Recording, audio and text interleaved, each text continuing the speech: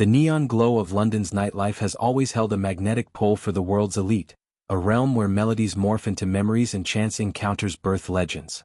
At the epicenter of this electric scene stands the Rex Rooms, a Chelsea enclave synonymous with unbridled glamour and whispered deals among the stars.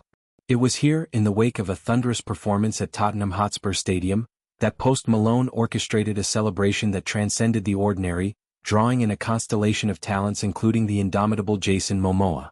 This wasn't just an afterparty, it was a symphony of sound, spirits, and serendipity, a testament to the rapper's enduring ability to fuse his raw, genre-bending artistry with the hedonistic pulse of celebrity culture.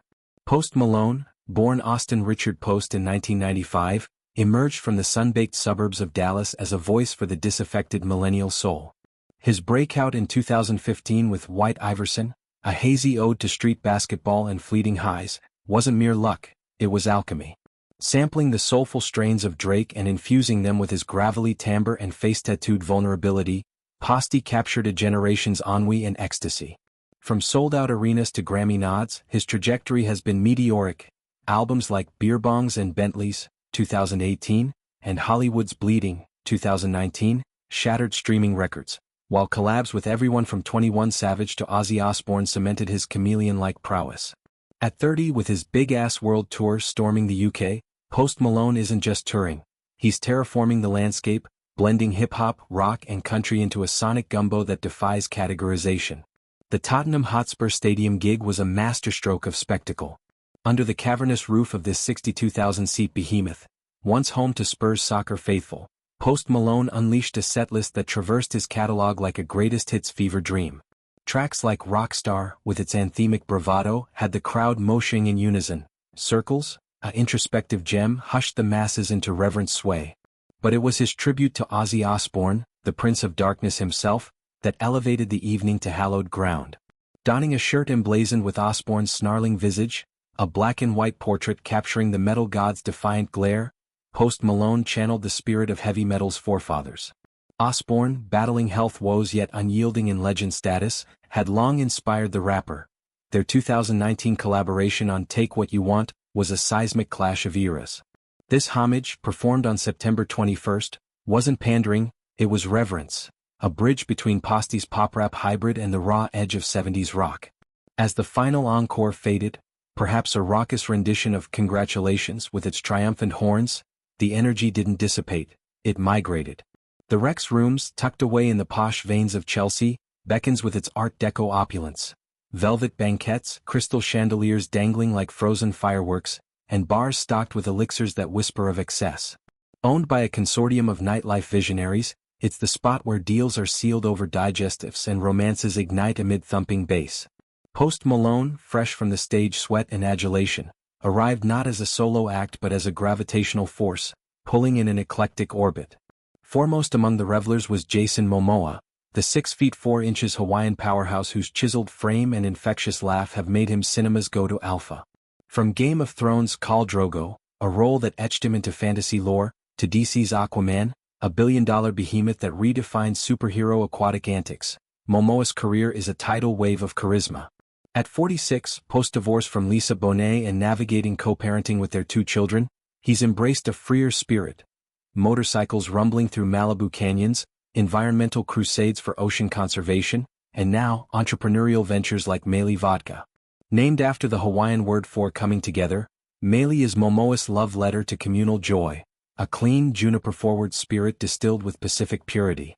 Bottles of it flowed freely that night in the club's King's 1942 room, a nod to bespoke indulgence where history meets hedonism.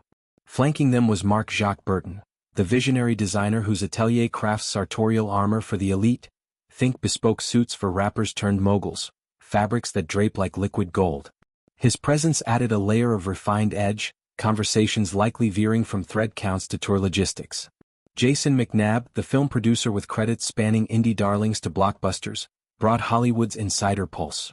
His Rolodex rivals Post Malone's Spotify streams, hinting at future collabs, perhaps a biopic on the rapper's rise, scripted with Momoa's brooding intensity.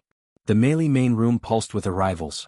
Jodie Turner-Smith, the British actress whose poised ferocity lit up Queen and Slim, and the acolyte, exuding elegance in a crimson gown that caught the strobe lights like fireflies.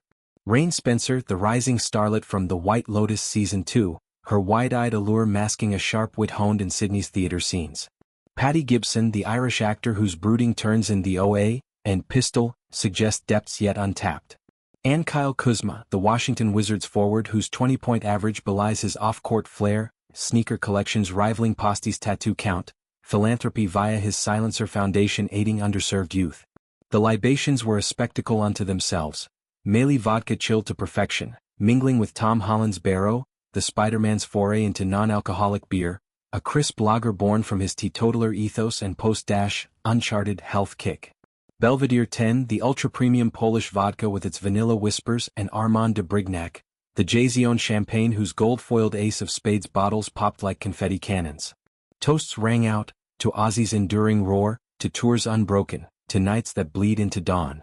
This bacchanal wasn't isolated, it capped a month of milestones for Post Malone. Earlier in September he unveiled Austin Post, his eponymous clothing line. Distressed tees etched with astrological motifs, hoodies in faded earth tones, all reflecting his Syracuse roots and nomadic soul.